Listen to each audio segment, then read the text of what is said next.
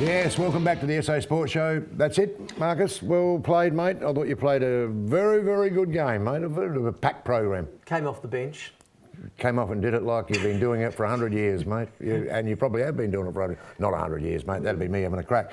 But that was really good, mate. Really enjoyed that, and a lot happening in the world of sport that we like to cover. Yeah, absolutely. I thought the kids from the Dragon boats were excellent. Weren't they great advertisements for the sport? Yeah. And Baz, isn't that important when you are involved in a sport? It just goes to show you how important it is that you're able to communicate that in the media, as both of them were able to do. Exactly right. And I know we had a bit of fun at the start of the show when we were talking about whether we'd done dragon boat racing or not, but just the way they explained it and their enthusiasm, I'd like to go and see it. Yeah, I'd love to go and see it. I'm not sure I'd like to participate at my age, but I'd love to go and see it. No. I don't think you're going to get a worry. I mean, it's going to be, once they get on the torrents, mate, you'll see them all right. They're massive. Well, they're spectacular. They've got the dragon tail at the back and the dragon head at the front. Yeah. Reminds me of a girl I went out with in the 70s, actually. Yeah, so I think I went out with her sister.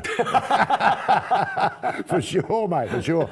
We also caught up, as I say, we caught up with Bevo. We caught up with him again, and gee, that rugby's a worry, and that especially when something like that happens in a grand final. Well, Mark, and also for something to happen so early in the game as well, with the ball knocking the coming off the runner's head, that was a worry. But as we said during the segment, these things shouldn't be happening. No, I mean, that's exactly right. They shouldn't be happening, and sometimes. In past, they've cost teams grand finals. Yeah, exactly right. And you don't want that to happen. You want technology and you want everything in place so that these things don't happen and so that it's all straightforward. Yeah.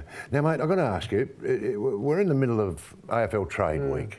Is this too long? Is this ridiculous? Well, look, I think it is, and I think what it does, and again we were talking about this beforehand. I think what it does is it really generates speculation, and I'm not sure the speculation is good for the clubs, and I'm not sure it's good for the players, and I'm not really sure it's good for the fans either, because most of it is incorrect. Exactly. A lot of it's right, but most of it is incorrect.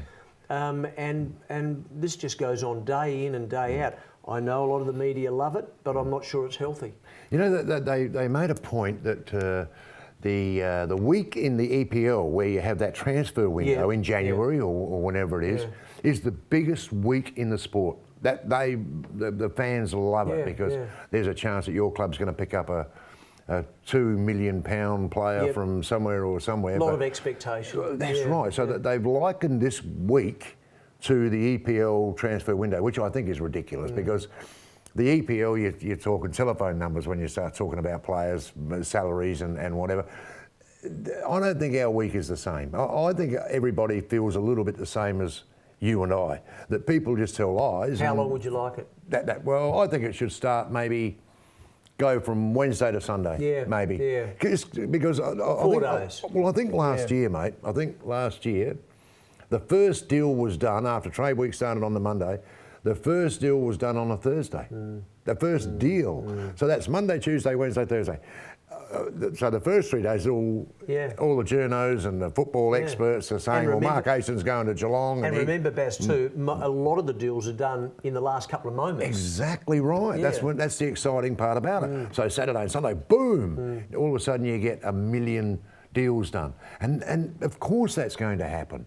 So, to me, you're wasting your time listening to anybody or in those first few days because half it's rubbish. It's me as a journo trying to outdo you as a journo. I know a bit more than you. Just on a slightly different topic, what did you think of Cam Ellis-Yeoman's comments? Well, I think someone was always going to come out and do it. This is about the camp. Yep. I think someone was always going to come out because it never went away, did it? It never really went away.